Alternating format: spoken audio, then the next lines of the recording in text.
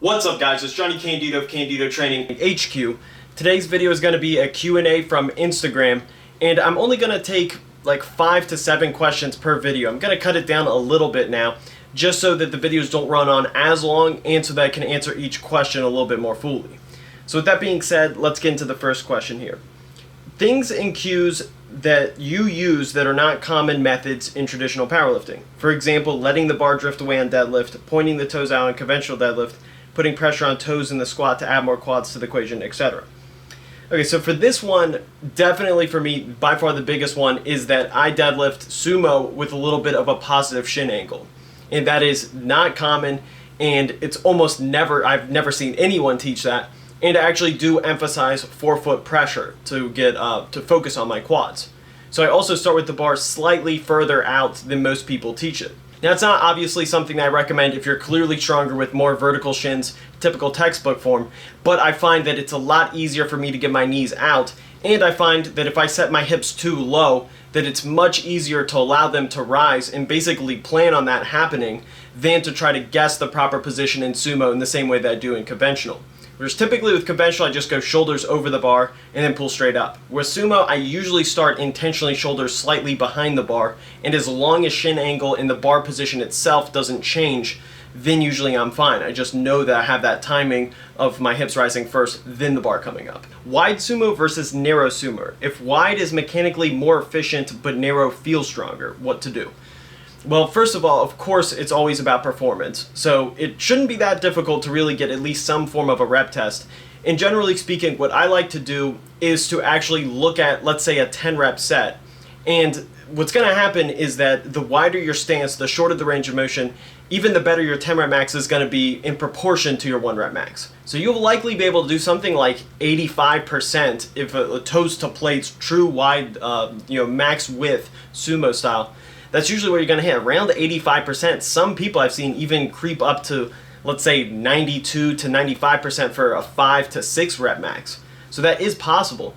And because of that, it actually works really well, because also a wider sumo takes longer to build up to. So what happens often is that if you find that your 10 rep max on a max width sumo is the same as your 10 rep max on a narrow sumo, usually it's best to then start considering that wide sumo, because then it is weaker in terms of a 1 rep max, but since it passes that rep test, now you know, okay, it's getting closer, and usually you'll be able to develop it more since it is a more technical lift and it requires more mobility. So the adaptation usually is stronger. So that's a good way to see that you have the momentum, yet it's not quite necessarily going to be beyond that in terms of 1 rep max just yet. Now, if you're not even at the point where your wide sumo is better rep-wise, then it's very clear. Stick with the narrow sumo. Lastly, of course, on a technical note, you do want your knees over your feet. So if your hip mobility is clearly not suitable for max width or for just a wide sumo in general, then just go with both what is stronger and then, of course, what is actually stacking your joints properly. Okay, someone asked, what is the best back strength exercise if a 1 rep max isn't really relevant in that movement? It's just to build muscle and just general strength. So someone else commented about how I've listed certain deadlift variations that I prefer and that I just recommended general. But I'm actually going to say that that's almost entirely irrelevant, because if you're looking at the topic of hypertrophy for your back, first of all, of course, by your back, I'm going to assume you mean lower back, lumbar erectors. But if not, then of course, first just pursue the bodybuilding movements of vertical pulls and horizontal pulls first, as that's going to, in terms of what your back actually looks like, that's going to give you almost all the effect. And your lumbar erectors really aren't a show muscle. But beyond that, even with your lumbar erectors, it's probably the least important in terms of exercise selection of all muscle groups that's remotely relevant to powerlifting. And the reason being is because the function is incredibly simple. It's just an isometric contraction. So all it's doing is just trying to hold position. And if you're just training for general strength and general hypertrophy of your lumbar erectors, then you can do pretty much anything that's a comfortable range of motion where you're holding, where you're just holding statically your spine in a neutral position. So for example, even something like barbell rows, you are doing that. And when it comes to all the variations, like let's say a stiff leg deadlift versus a deficit deadlift versus a snatch grip deadlift. Now snatch grip will have some change in terms of upper back tightness, but for the most part, all of the nuances are going on at the hips, quads, and by hips I mean glutes and hamstrings. So a stiff leg deadlift, for example, might be slightly more hamstring dominant than a deficit deadlift, even though they have a similar back angle. But since they have a similar back angle, in terms of your lower back activation, your actual lumbar erectors, that's going to be pretty much exactly the same. And in my opinion, that's why we see on a lot of studies that there really isn't that much of a difference, even in things like sumo versus conventional, in terms of activation, because a lot of it's just these nuanced points where it's like your adductors, smaller muscle groups, or maybe not smaller muscle groups, but more specific muscle groups to those differences. And then in terms of lower back strength, even if you pull sumo, even if you pull a partial deadlift, as long as you're training that a range of motion that you can handle, you're going to get hypertrophy benefits. And a good way to think about it too is, since it is just an isometric contraction, you could just do a 10-second hold. You don't even have to do regular sets. All that matters is holding that bottom position where you are more horizontal to the floor. When to go see a doctor and perhaps imaging for lower back injury. So of course this is on you, and this is a medical question. I have to get that out of the way. But generally speaking, I think the best way to look at it is if it's been severe at its worst. If this was a serious lifestyle change for you, even just for a week or even for 3 days, it was severe pain and it was affecting basic functioning. And then to also look at the rate of improvement. So the best way to look at it is that if it was never that bad, it was just a little bit of sciatica, it was getting in the way of certain lifts, but then it was improving over time and it was pretty predictable, then there's really no purpose, in my opinion, because you're not likely going to have an intervention where you're going to pay for surgery, which is also a risk. But if it is something where it is affecting, things like bladder control is something that I've read that can affect for some people, or if it is something that is just getting worse and you don't know what to do at all, and you feel totally helpless and anxiety's building up, which can only make your perception of pain and optimism worse, which will influence behavior negatively, that's when you need some type of intervention, and maybe you do just need more information regardless of which route you go. J. Cole or Kendrick? I think this is easy. It's Kendrick, and it's not even close. The reason being is that J. Cole really benefited from being at the perfect place at the perfect time, in my opinion. Because if you followed his career before, Friday Night Lights, of course, was great. But then the Sideline Story was okay. I liked Mr. Nice Watch, was still one of my favorite J. Cole songs. But then Born Sinner was a real awkward point, where there's just no real direction to J. Cole's career. Whereas I remember his intro on Born Sinner was oddly homophobic, but then accusing the viewer of being homophobic if they're offended by it. It just didn't really have a point. It looked like he was searching for something to say for the sake of having something to say, rather than actually having substance they wanted to put out. And on the other hand, Kendrick's always been great. Jets flying across the Atlas. I made it, mama made a promise, married to hip-hop and the maid of honor.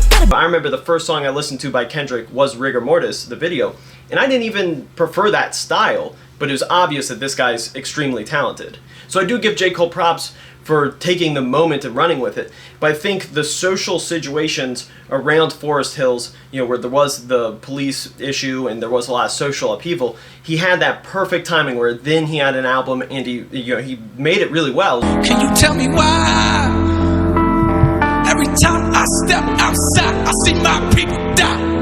I'm letting you know that it ain't no gun they make that can kill my soul. So in my opinion, J. Cole won't be able to recreate that because I think he does need perfect timing. He was at that point, as I said, he was at that point where he's kind of like a mix between trying to be like Drake, trying to be like Jay, trying to be like Nas to some extent lyrically, but culturally he was really neither of those, and lyrically he's neither of those in my opinion. Whack. For your dedication, you asked the foolish people into thinking that your music was innovative. Frustrated, rap battle never got me out of no public housing. You telling me I can be king of hip hop and they wouldn't give it to Andre 3000? What hype up music do you listen to, and do you listen to the Suicide Boys? I don't want to go on too long here. I'd say no, I don't really listen to Suicide Boys, even though I do listen to that kind of genre of music for sure. But my favorite hype up song right now by far is Zeta 0.5. Do you think the tax weight training puts on your CNS contributes over time to the development of psychological issues, for example, anxiety and insomnia? This, I will strongly say that I think we have to be careful about putting a mechanistic label on what we're observing generally.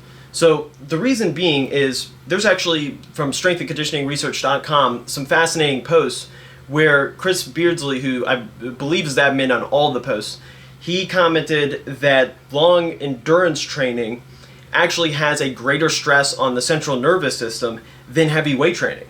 And he also posted a study where they looked at heavyweight training and power training, and he posted a study where it showed central nervous system fatigue actually wasn't affected at all by heavy training, and it was only slightly affected by power training a day after. But in terms of the heavy training, even right after and a day after, it wasn't affected at all, and it was just peripheral nervous system fatigue instead of central nervous system fatigue. So that's very important to keep in mind. And then someone commented below that they actually ran a study, and so it was by the author of the study, that they did 8 sets of 2 with 95% on the deadlift and squat, and they did find some central nervous system fatigue from that, but of course that's pushing it very hard, and even then it wasn't that significant, and there was no change in testosterone, and most important to this conversation, no significant change in cortisol. So overall, I think the better way to look at this question is not to try to be a psychiatrist or psychologist mixed with exercise science. These are daunting tasks to really merge all of these. What I think is best is to just look in terms of general concepts and say, if people approach powerlifting, for example, wrong, yeah, you definitely can build up anxiety because, let's say, you're getting hurt, or that you are making these goals so important that they're detracting from the rest of your life, and that you're anxious about it over and over again. You're not making smaller goals so that you're never settled, so that you're kind of having that buildup, in anxiety. So I think that's very real. I just don't think it's on any solid, fundamental, mechanistic level. I think that's not the best way of thinking, and if anything, I think that would lead to believing it's inevitable, which I certainly don't believe. But yeah, I will say from personal experience, definitely when you injure yourself and when it affects really your whole identity, and that's where it gets risky, that then it makes you a little bit more fearful across almost every domain, because then you're keeping that in mind, that everything can change at an instant. That's certainly something that can be a good lesson to learn, but at the same time, you have to make sure that it doesn't become an obsession and makes you fearful of every little risk. When are you next competing? I'm competing mid-January in 2018, and my goal is to compete 3 times that year. Can you explain your current warm-up and mobility before deadlifts and squats? The more I listen to Dr. Stuart McGill, the more I get confused really about doing any stretching/mobility. Okay, the most important thing to understand about Stuart McGill's views is that it is first about establishing stability in the spine, and then mobility and, you could say, flexibility in the other joints that just allow the spine to be rigid. So for example, in terms of ankle mobility, if that's an issue for you, then to focus on that. But in terms of the spine, typically it's to focus on isometrics. So for example, something like side planks, that's what I do. Side planks primarily, and then I do a plank just regularly for my abs, and that tends to help quite a bit. And there's actually, even on Reddit Powerlifting, I saw Mike Keldesky posted a study showing that doing isometrics before working out actually can notably increase core stability, or core stiffness was the term. So it definitely works, and that's good to see more information coming out verifying what Stuart McGill already teaches. And in terms of what I would do in terms of any dynamic work spinally, because as I said before, Stuart McGill is not opposed to the cat to camel, but what I do is primarily doing that on off days. I find that that really helps to just make sure to prevent getting too tight and to work out some soreness. But typically if you do a little bit too much of dynamic work before lifting, that then again, you're not focusing enough on stability, and you may feel a little bit loose or a little bit funny going into the heavy lifting. So focus on those isometrics, and then focus on mobility on your weak points, which you are stiff. So for example, as I said, on the squat, usually it's the ankles, and if you are trying to focus on hip mobility, you do have to be pretty careful, because not a lot of people can tell when they're actually working on hip mobility, stretching out their glutes and hamstrings, versus when they actually are starting to dig into some spinal flexion, particularly in their lumbar spine, right above their sacrum. As a coach, what do you do when your client doesn't follow the program? Okay, so I'll end it on this question because I think it's a phenomenal question. And first of all, the most important thing is to be as direct as possible. Because a lot of times, what it usually is, at least in my experience, is it a certain amount of information that they either didn't want to tell you or that they just didn't think to tell you. So for example, I had a client recently do 4 days of work, and I did label the exact days of the week to do it, and he did it in 3 days. So he compacted 4 workouts in 3 days. So I just asked him, why do you do that? Because it is important, I write it out for a reason to do that, to space it out. So then he said that he was traveling, and he lives around Egypt, and he was traveling to Lebanon. Things like that where, he might not just thought that that was relevant to me. He thought he just has to do the work and then that's it, and probably didn't want to seem like he was complaining. So it worked out very well. And I just found out right away. And that's the thing, is that you have to be direct, because you cannot program when someone's just bypassing what you're doing, as it will just mess up certain stages of the cycle, usually cause an early peak. That's the most common one, from not doing enough volume midway through the cycle. Also, another good example of disclosing information was I had a client tell me that he was going on Ramadan, and that was back in 2016, when that whole topic was a little bit spicy in terms of religious debates and talks about that. So he wasn't from America too, and he isn't from America, but I'm not going to give anyone's name, of course, to preserve privacy. But in a situation like that, he felt open enough to tell me, and then even then he was a little bit concerned. He expressed that he was concerned initially when saying that, and he's glad that, of course, I don't mind. My job is to get him as strong as possible, so I'm just glad that he gave me that information. But it's something to note that if you make it to where you don't seem as inviting, to where they don't feel that connection with you, to where they can open up on things that maybe they're not quite comfortable with just telling anyone, then that can create a barrier. So you do want to look at, are you presenting yourself as open as possible? Are you making it clear that you can say any information? You can tell me if you're hungover, if you have this restriction, that restriction. But any of that information, I'm not here to judge. It's a matter of knowing the factors so that then we can work this out, because of course strength development is not this simple equation. It is a biological byproduct of the adaptations you can make. So it is very complex, and these details matter tremendously. Then of course there is the possibility that someone may just not respect you enough. And again, that's why it's really important to just get straight to it. Because if they are always asking you questions about what other coaches are saying, and you can tell when they're trying to make you feel smaller or feel like you're not the expert, and it doesn't even matter the quality of your answer. Because if it's constructive criticism or actual disagreement to find out a true answer and to see if you have the information, then of course that's what you want to do. That's what you're here to provide. But if they're doing it all the time and they never quite seem satisfied or thankful for the information, then it really may be some situation where it's just not going to work out no matter what. They just don't view you highly enough in that specific area. And that's the thing, is that you don't need people to worship you or to look up to strength, but you do need people to accept that you are going to be their leader in some capacity. It's true leadership, and it's not in a cheesy high school football coach way, but it is, you are putting them in the position to be as successful as possible, and if they don't believe that, it's just not going to work. And I will say I probably had some of the most extreme swings, because of course I do have people who come up to me who are incredibly nice, show me a lot of gratitude, but then I have some other people who do mention my 6-week program, and they just kind of have that weird attitude where you can tell it's like, oh yeah, it's good to get people into powerlifting at least.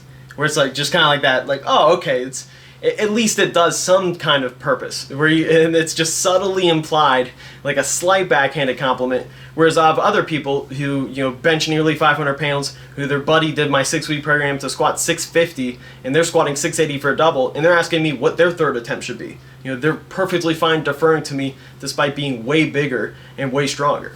So you have to find those people who do actually look up to you in that way, because there's no way you can prove those who don't believe you wrong if they just simply do not have that initial respect. The best way to look at it is that you can't be afraid to lose anyone, and on their end, they can't be afraid to quit your coaching. It's just got to be this exchange where if this is worth it, then so be it. And if it's not, I really do not mind at all when someone quits, because it's completely their decision and it's just whatever they value. I think you see a lot of issues with people who wanted to quit well before, and then because they can tell that the coach is going to be very weird and it's going to be awkward if they do, then they stick with them a little bit longer than they should, and then they're not following the programs. And if they come and go, that's totally fine. But it's better than sticking with 20 initially and then forcing them to stay and having this awkward, eroding relationship. So that's it, guys. Make sure to like the video, support the channel, subscribe if you haven't already. Merry Christmas. Peace. Born the King of Angels, Oh, come, let us adore